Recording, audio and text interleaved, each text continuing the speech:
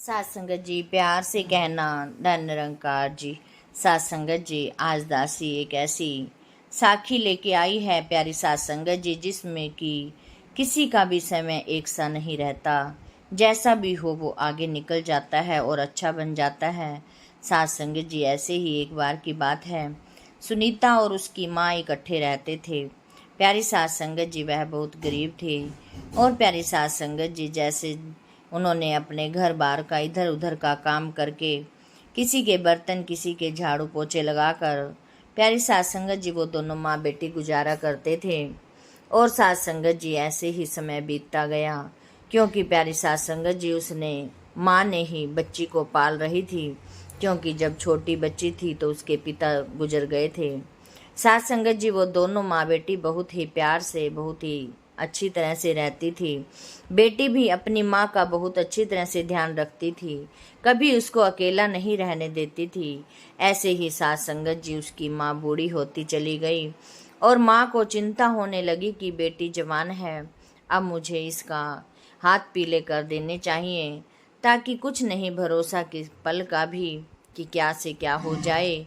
सात संगत जी इसीलिए उसने उसके लिए एक लड़का ढूंढने की कोशिश की और प्यारी सात संगत जी एक लड़का मिला तो उसने प्यारी सात संगत जी लड़की को कहा कि बेटी अब तो बड़ी हो रही है, आज कुछ मेहमानों ने तुझे देखने के लिए आना है। तो प्यारी सात संगत जी लड़की की आंखों में आंसू आ गए और कहने लगी कि माँ मैं शादी नहीं करूँगी, मैं तुझे छोड़ के नहीं जाऊँगी। यदि मैं चली गई तो आपका क्या होगा? आप कैसे मेरे बिना अकेले रहोगी? आपको अकेले ही घर का काम करना पड़ेगा, इसीलिए मैं आपको नहीं छोड़ के जाऊँगी। और प्यारी सात संगत जी उसकी माँ की आंखों में भी आंसू भर आए और दोनों गले लगकर बहुत रोने लगी। और प्यारी सात संगत जी थोड़ी देर बाद ही दो बुजुर्ग और एक औरत और एक 25-26 साल का लड़का आया, जो कि प्यारी सात संगत जी उसकी बिटिया सुनीता को देखने के लिए आए थे। सात संगत जी जैसे ही उन्होंने देखा लड़की को चाय लेकर आई, तो इतने में ही लड़की की माँ ने कहा कि मैंने ये बहुत ही गरीबी में अपनी बेटी को पाला है, पोषा है, मैंने बहुत ही प्यार से इसको संजोया है, तो मेरे पास तो कुछ भी नहीं है इसको देने के लिए सिवाय लड़की के, और जो थोड़ा बहुत था उसके पास। तो उसने प्यारी सात संगत जी सारा कुछ उसको बता दिया लड़के वालों को। प्यारी सात संगत जी लड़के की माँ ने लड़की से पूछा कि क्या आपको खाना बनाना आता है? लड़की ने हाँ कर दिया और उसकी माँ ने कहा कि इसको घर का सारा काम आता है। प्यारी सात संगत जी उन्होंने लड़के की माँ ने लड़की के लिए हाँ कर दी और कहा कि आज से बेटी हमारी हुई। सात संगत जी ऐसे ही लड़की के माँ ने भी उस बेटे को अपना बनाया। प्यारी सात संगत जी रिश्ता हो गया। प्यारी सात संगत जी जैसे ही इनकी गरीबी हालत को देखकर लड़के वालों ने कहा कि हम 5-7 बंदे ही आएंगे और शादी करके ले जाएंगे। ऐसा ही हुआ कि 5-7 दिन कुछ समय के बाद लड़के वाले आए और लड़की की शादी करके ले गए। सात संगत जी जब शादी हुई, 1 महीना ही शादी को हुआ था, तो सात संगत जी तो जो उसका पति था सात संगत जी वह बाहर चला गया, काम का बहाना कर कर बाहर चला गया और कहने लगा कि मुझे तो काम के लिए ज़रूर जाना है। सात संगत जी वह चला जाता है, 1 महीना लड़की रहती है, लेकिन सात संगत जी उसका पति कोई भी चिट्ठी पत्र कोई कुछ नहीं भेजता। तो सात संगत जी वह बहुत चिंता में रहती है। और प्यारी सात संगत जी वो तो लड़की इतनी अच्छी कि सुबह उठकर अपना नहा धोकर पूरे घर का काम करती। प्यारी सात संगत जी की सुबह से रात हो जाती, उसको पता ही नहीं चलता कि कब रात हुई। सात संगत जी ऐसे ही महीना बीत गया। सात संगत जी लेकिन उसको मन ही मन टेंशन तो होती थी कि मेरे पति ने कि एक बार भी चिट्ठी नहीं भेजी। कभी प्यारी सात संगत जी उसको पति की याद आती, तो कभी इधर पीछे माँ की भी बहुत याद आती थी। वह अकेली बैठकर कई बार रो पड़ती थी और कई बार हंस पड़ती थी। तो प्यारी सात संगत जी माँ की बहुत याद आती थी कि माँ मेरी अब अकेली काम कर रही होगी, उसने तो खाना भी नहीं खाया होगा, गैया चराने गई होगी। प्यारी सात संगत जी उसके सारे ही पिछले काम सारे ही बैठकर याद करती और रोने लग जाती। प्यारी सास संगत जी। लेकिन उसके जो सास ससुर थे प्यारी सास संगत जी, वो बहुत ही अच्छा व्यवहार कर रहे थे। वो उसके साथ बेटी का ही बिल्कुल व्यवहार करते थे। सास संगत जी एक दिन रात को जब वह उठी तो उसने अपने सास ससुर के कमरे से आवाज़ सुनाई दी कि सुबह मेहमान आने हैं। तो प्यारी सास संगत जी वो जाकर सो गई। सुबह उठी तो उसकी सास ने कहा कि बेटा आज घर पे किसी मेहमान ने आना है। तो प्यारी सास संगत जी बहू हर रोज़ की तरह सफाई वगैरह करके अपना खाने बनाने में तैयारी करने लगी। इतने में ही प्यारी सास संगत जी जो दो बुजुर्ग उसको देखने के लिए गए थे, प्यारी सास संगत जी एक तो ससुर थे, एक उसके दूसरे बुजुर्ग थे। तो प्यारी सास संगत जी सास ने बताया कि ये आपके पति के मामा हैं। प्यारी सास संगत जी उन्होंने उनको खाना वगैरह खिलाकर सास संगत जी सास ने एक थैला तैयार किया।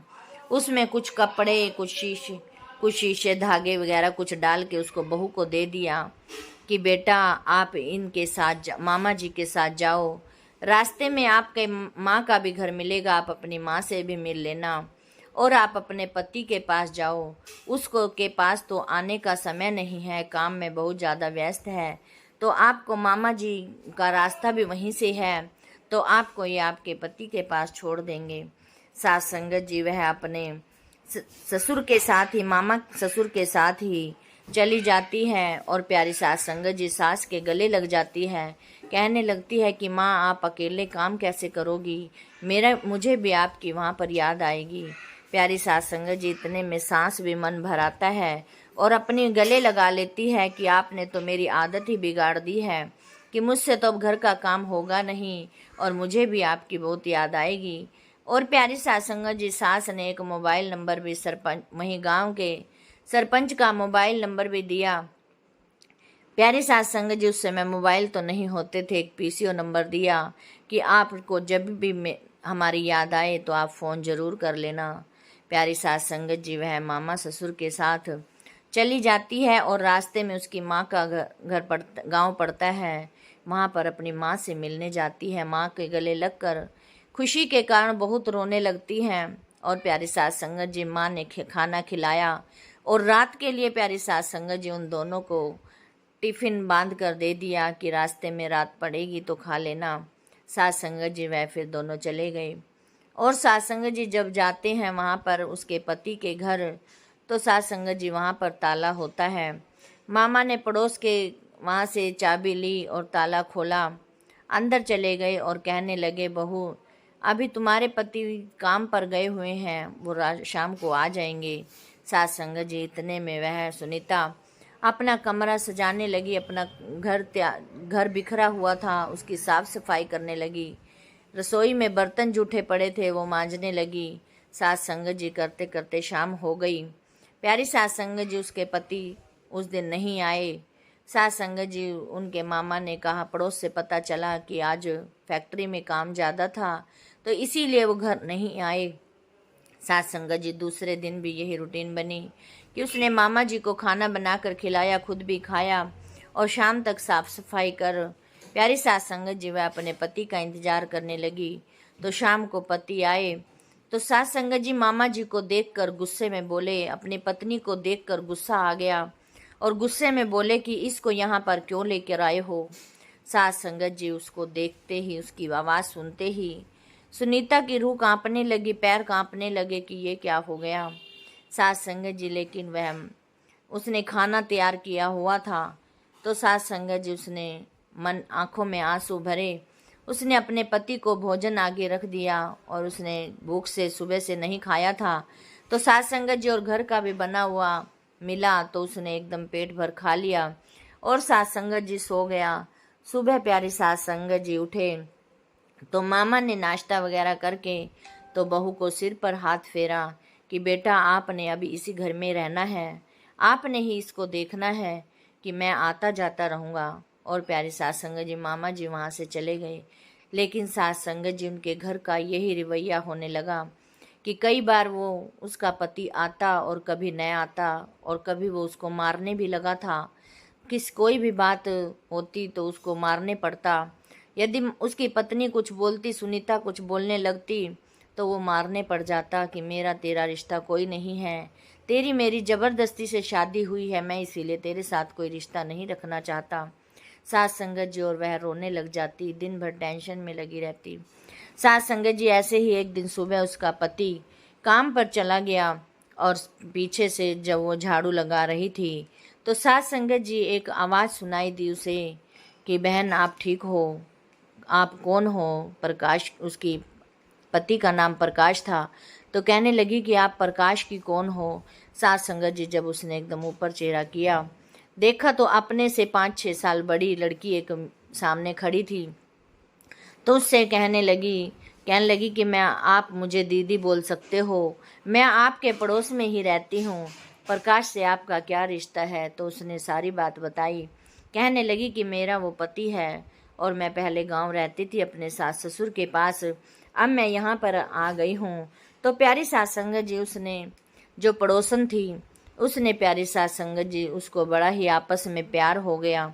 कुछ दिन के बाद यही चलता रहा कि उसका कुछ पड़ोसन के साथ बातचीत करके, कुछ घर का काम करके समय भी व्यतीत होने लगा।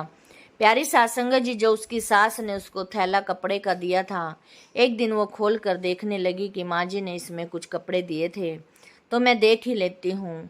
तो प्यारी सास संगत जी जब उसने देखा तो उसमें सुई, धागा, शीशे सब कुछ था। प्यारी सास संगत जी, क्योंकि बहू को कढ़ाई बुनाई करने का बहुत ही शौक था, इसीलिए उसकी सास ने उसके साथ रख दिया था ताकि ये कुछ खाली समय रहेगी तो इसका मन लग जाएगा। तो इसीलिए प्यारी सास संगत जी उसने वो अपने सूट पर कढ़ाई की और प्यारी सास संगत जी अपने सूट को अच्छी तरह से सजा लिया।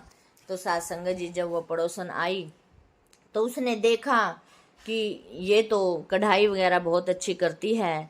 तो सास संगत जी उसने कहा कि आप जब सारा दिन खाली रहते हो, यहाँ पर इस कढ़ाई की तो बहुत ही ज़्यादा वैल्यू है, आप चाहो तो मैं आपको कोई भी यहाँ से किसी से भी ऑर्डर दिलवा देती हूँ, आप यहाँ पर ये कढ़ाई बुनाई का काम कर सकती हो। तो सास संगत जी, उसने सुनीता ने अपनी पड़ोसन को कहा कि ये तो बहुत ही अच्छा होगा यदि आप मुझे कुछ काम लेकर दे दोगी। तो सास संगत जी, पड़ोसन ने उसका बहुत साथ दिया और साथ से पड़ोसियों से ही कहकर उसको ऑर्डर भी दिलवा दिए। सास संगत जी एक दिन ऐसे ही जब वह परेशान बैठी थी तो उसकी पड़ोसन ने उससे पूछ ही लिया कि क्या बात है प्रकाश, तुम्हारे साथ कोई अच्छा रवैया नहीं लगता, वो आपके साथ ठीक बिहेव नहीं करता। तो प्यारी सास संगत जी, वो दोनों ही फ्रेंडशिप भी बहुत हो चुकी थी, तो इसी कारण प्यारी सास संगत जी सुनीता ने उसको सारी बात रो रो कर बता दी, पूरी बात बताई कि ऐसे प्रकाश जी मेरे साथ नहीं बोलते या नहीं कुछ करते। तो प्यारी सास संगत जी वह कहने लगी कि ऐसे तो काम नहीं चलेगा, कि आपको इस काम के साथ साथ प्रकाश का भी दिल जीतना होगा। सास संगत जी ऐसे ही उसने कहा, उसका जो पड़ोसी थी, तो उसका पति भी जहाँ प्रकाश काम करता था वहीं करता था। तो उसने पड़ोसन को कहा कि यदि मैं खाना बना दूं तो क्या आपके पति मेरे पति को वहाँ पर खाना दे देंगे? तो उस पड़ोसन ने कहा हाँ क्यों नहीं। सास संगत जी, एक दिन उसने दोपहर को खाना बनाया और गरम गरम पैक कर कर उस पड़ोसी के हाथ वहीं पर अपने पति के पास भेज दिया। सास संगत जी, वहाँ पर जब उसके दोस्त थे जो प्रकाश के, तो सास संगत जी उसने सब ने टिफ़िन खोला तो सारे ही खुश हो गए और कहने लगे कि बहुत मुद्दत के बाद हमें आज घर का खाना मिला है और ये भी इतना स्वाद कि हमें ऐसे खाने के लिए बाहर जाना पड़ता था, लेकिन वो भी इतना टेस्टी नहीं होता था जो कि इतना टेस्टी इसमें है। तो सास संगत जी ऐसे ही कई दिन तक चलता रहा। एक दिन उसके दोस्त कहने लगे कि हम तो आज आपके घर बैठकर खाना खाएंगे। तो प्यारी सास संगत जी, मन मन में तो प्रकाश भी खुश हो गया। जैसे कि एक दिन उसने पड़ोसन ने कहा कि आपको गांव की हो, यहाँ पर आपको अपना रवैया भी शहर की लड़कियों की तरह करना होगा।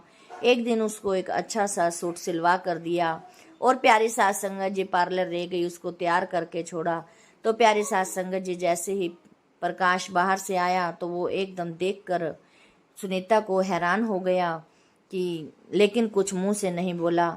सुनीता भी मन ही मन यही देख रही थी कि प्रकाश मुझे देखकर कुछ खुश हो रहा है, लेकिन प्यारी सास संगत जी वो आपस में कुछ नहीं बोले। और प्यारी सास संगत जी ऐसे ही उधर लंच के लिए भी उस दिन सारे पर दोस्त कहने लगे कि आज हम रात को आपके घर आएंगे और खाना। पहले तो प्यारी सास संगत जी वो उनको इधर उधर टालने लगा कि नहीं, हमारे पिताजी आए हुए हैं या माताजी आए हुए हैं। तो सास संगत जी लेकिन उसके दोस्त नहीं माने। तो शाम को प्रकाश थोड़ा जल्दी आया।